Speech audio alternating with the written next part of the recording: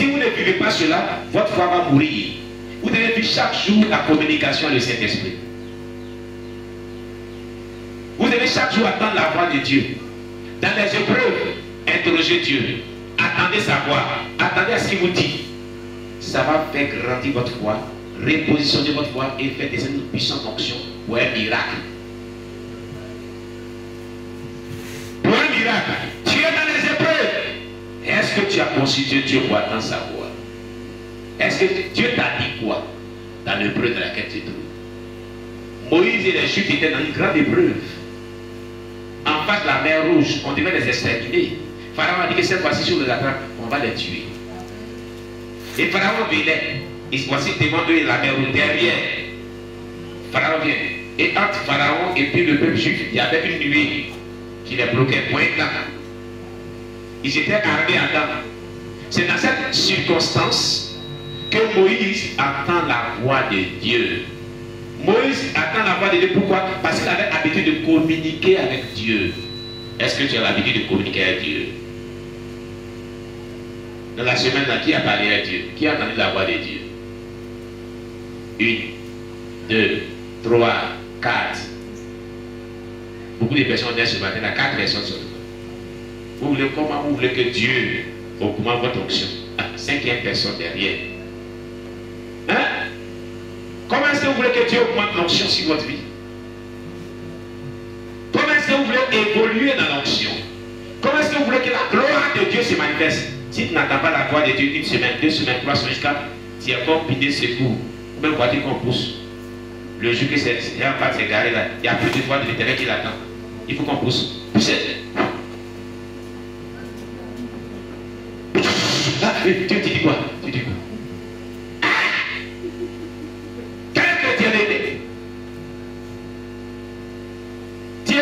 On pousse pour que tu démarres en fait d'entendre un peu la voix de Dieu. Chrétien en parle.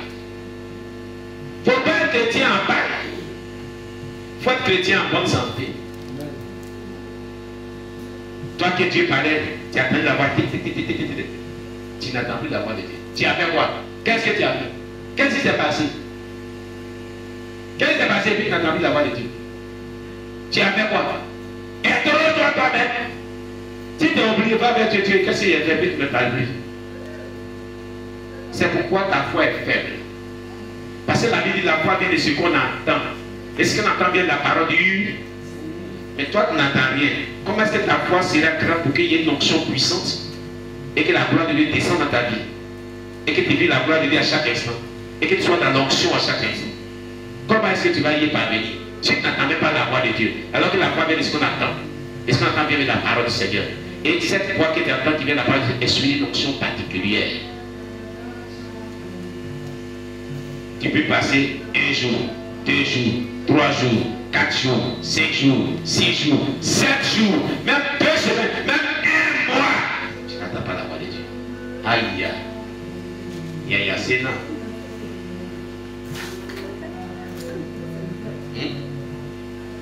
Dieu l'a été avec moi, puis tu n'entends pas sa voix. Hein? Dis-moi un peu, qu'est-ce que tu as fait? Hein? Acclamez Jésus. Gloire à Jésus. Dieu dit à Moïse, il prépare son cœur à la manifestation de sa gloire, de sa puissance, d'un miracle, une onction puissante qui va être opérationnelle dans peu de temps. Il dit, il donne des instructions qu'on vient de lire. Il lui donne des instructions qu'on vient de lire. Tout ce qu'on vient de lire là, c'est Dieu qui lui dit ça. Il est sûr depuis d'entendre la voix de Dieu. Pendant qu'on lui met la pression, et puis on lui traite de tout. Il lui sait ce que Dieu l'a dit, et puis de là, il marche. Et puis il regarde ce peuple. Et Dieu lui parle. Et pendant que Dieu lui parle, Dieu prépare une onction miraculeuse dans le secret. C'est comme ça que ça se passe. Alléluia. Tu vas lire maintenant le verset qui suit. Le verset 13. Bon, d'abord, tu vas lire les plaintes. Les plaintes de ces enfants d'Israël là. Amen. Amen. Lis à partir du verset 10 jusqu'au verset 12. On va lire les plaintes. verset 10. Exode 14, verset 10 à 12. Exode chapitre 14, verset 10 à 12. Pharaon approchait. Les enfants d'Israël levaient les yeux et voici. Il levait les yeux et voici. Les Égyptiens étaient en marche derrière eux. Continue. Et les enfants d'Israël eurent une grande frayeur. Ils ont commencé à avoir une grande frayeur. Continue. Et criaient à l'Éternel. Écoutez très bien. Dans la frayeur, dans l'angoisse, dans l'épreuve, qu'est-ce qu'ils ont fait? Ils ont crié à l'Éternel. Toi, dans la frayeur, dans l'angoisse, tu fais quoi? Tu pleures. Tu ne cries pas à l'Éternel, hein? Toi, tu pleures. Tu te plains. C'est là que tu portes tes plaintes. Mais il a dit ma chose là-bas. Et puis depuis là, tu es là. Et puis depuis là, tu ne peux pas faire. Et puis. Ils vont t'épiller un jour. Épiller, ils vont t'épiller. Toi, tu dis épiller là. Ils vont t'épiller un jour. Au lieu de crier à l'Éternel, c'est là que tu dis, Dieu l'a même ainsi de moi-même. Ça, ce n'est pas une prière. C'est une plainte. Il y a des personnes qui ont une mauvaise réaction face à l'épreuve. Face à la ténacité de l'épreuve et de l'ennemi. Ils ont une mauvaise réaction. Le peuple juif n'a pas eu cette mauvaise réaction. Dans un premier temps. Continue. Il dit à Moïse. N'y a-t-il pas des sépulcres en Égypte? Voilà, ils ont fait comme nous. Ils ont bien commencé, ils ont crié à l'Éternel. Oh l'Éternel! Il vit de crier à l'Éternel, puis il menace son serviteur. Il venait de bien réagir, il dit, mon ami, est-ce qu'il n'y avait pas de sépulcres pour nous enterrer à l'Égypte? Pourquoi nous enterrer? Il n'y avait pas de tombeaux là-bas, pourquoi nous enterrer? Et il y a les gens qui présentent la foi et après ils cassent même la foi. Hein? Continue. Sans qu'il fût besoin de nous mener mourir au désert. Est-ce qu'il n'y a pas de sépulcres, il n'y a pas des coins pour nous enterrer en Égypte? Et puis tu viens nous amener au désert pour mourir. Ça c'est la mort. Est-ce qu'il y avait foi là maintenant? Hein? Les gens qui parlent comme ça, il y a foi maintenant, il y en a que. Il y a foi. Il y a des gens qui sont capables de le prédire. Je suis foutu. Ça là, je suis mort, c'est fini ça. La soeur Zélé, tu es morte comment et puis tu parles? Tu es mort comme ça et puis tu parles. Et elle dit, regardez, moi je suis foutu, je suis mort. Bon, quelqu'un qui est mort peut parler. Quelqu'un qui est mort peut parler. Ça prouve que tu n'as pas la foi. Cette affaire-là, aujourd'hui là, c'est que c'est foutu. Je suis mort aujourd'hui. Oh, je suis mort. Mais tu es mort et puis tu parles. Tu as pas vu quelqu'un qui est mort qui parle. Il n'y a plus de foi. En ce instant, où la personne parle, il n'y a plus de foi. Continue. Que nous as-tu fait en nous faisant sortir d'Égypte?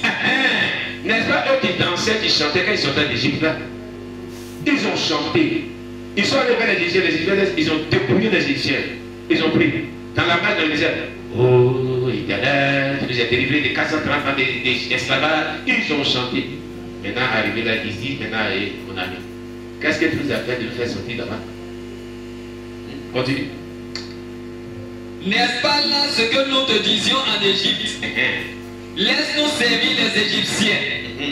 Car nous aimons mieux servir les Égyptiens que de mourir au désert.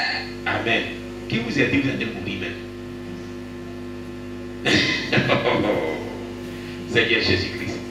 Regardez ce qu'ils sont en train de dire. On t'avait dit depuis l'Égypte qu'on préférait servir les Égyptiens comme esclaves que de mourir dans le désert. Et tu nous les fais sortir. Et regarde, ils arrivent pour nous tuer. Mais qui les a dit qu'ils allaient mourir? La foi n'était plus. C'était une mauvaise réaction. Ils ont bien commencé, mais ils sont en train de mal terminer dans leur réaction. Il n'y avait plus de foi. Il n'y avait plus d'espoir, c'est ce que ça veut dire. Ils n'avaient plus d'espoir. Ils étaient vraiment dans leur paroxysme de désespoir. Continue. Moïse répondit au peuple. Ne craignez rien. Restez en place. Et regardez la délivrance que l'Éternel va vous accorder en ce jour. Très bien. Je vais vous poser une question. Il y a eu deux réactions. La réaction du peuple et la réaction de Moïse. Laquelle des réactions qui est bonne? Celle de Moïse. Parce que les deux types de personnes vivaient la même épreuve. C'est oui, mais si les gens l'attrapaient, ils allaient le croquer. C'est lui qui était le chef. De toute façon, il était foutu. Il était le plus visé. Donc, eux tous étaient dans l'épreuve. Mais si jamais les gens les attrapaient, lui, sa punition serait double que les autres. Mais est-ce qu'il a eu la même réaction que eux? Non. Savez-vous pourquoi? Vous savez pourquoi?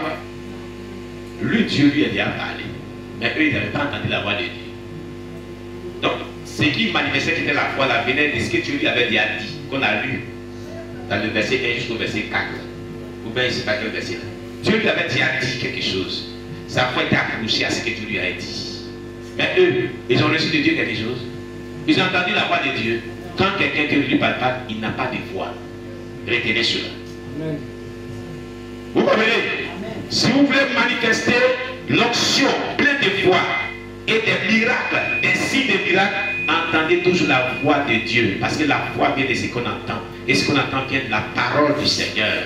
Entendez toujours la voix du Saint-Esprit vous parler. Et placez votre foi dans ce que le Saint-Esprit vous a dit. C'est dans cela que Dieu va opérer le miracle que vous recherchez. C'est dans cela que Dieu va opérer la délivrance que vous recherchez. C'est dans cela que Dieu va opérer la guérison que vous recherchez. C'est dans cela que Dieu va vous octroyer tout ce que votre cœur désire. La victoire sur votre adversaire, la restauration, la vengeance et le salut et le miracle, la vengeance de l'Éternel. Pas de votre vengeance, hein. La vengeance de l'Éternel. À moi la vengeance, à moi la rétribution, déclare l'Éternel. Amen.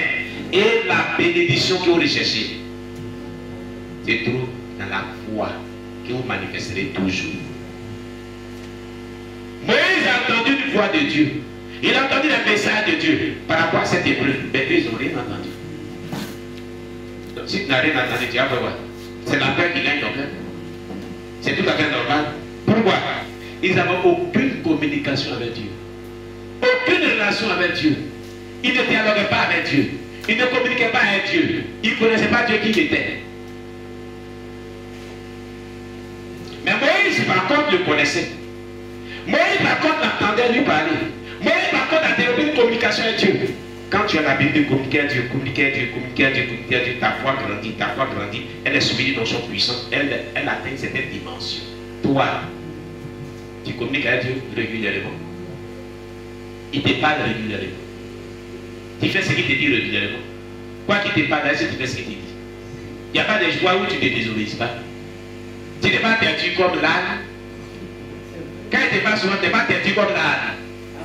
Hein? Moïse était perdu comme l'âne. Moïse faisait tout ce que Dieu lui disait. Son Seigneur avait une puissante fonction. Il le suivait. La gloire de Dieu se manifestait avec lui parce qu'il était soumis à ce qu'il entendait. Il avait placé sa foi. On est soumis lorsqu'on a la foi dedans. On est obéissant lorsqu'on place la foi dedans. Est-ce que toi, quand Dieu te parle, tu crois? N'est-ce pas dire que, il y a une voix qui me dit, fais ça.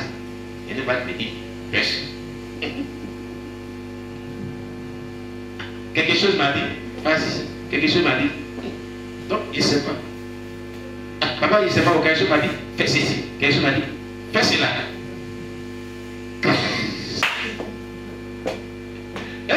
Jésus, quand tu es dans la dimension de quelque chose m'a dit, fais ceci. Quelque chose m'a dit, fais cela. Hein? Tu n'as aucune foi. Tu es encore charnel. Parce que ta chair agit. Et l'esprit de Dieu agit. Donc ta dimension est très basse. Qui est dans la paix de quelque chose m'a dit fais ceci, quelque chose m'a dit fais cela? Qui est encore dans ça? Qui attend quelque chose m'a dit fais ceci? Souvent quelque chose m'a dit fais cela. Qui est encore dans ça? Qui est encore dedans? Ils sont là, ils ne peuvent pas parler. Hein? Vous êtes là, vous ne voulez pas parler. Si vous ne parlez pas, c'est pas bon. Qui est dedans le cas de son doigt? J'attends, une fois m'a dit de faire ceci, une fois m'a dit de faire cela. Quelque chose m'a dit de faire ceci. Quelque chose m'a parlé. Et puis il y a quelque chose qui m'a dit le contraire. Qui n'a jamais entendu ça? Qui a pas entendu ça? Devez bien les prendre les Américains. C'est les Français qui vont comme ça. Ils sont vraiment malades.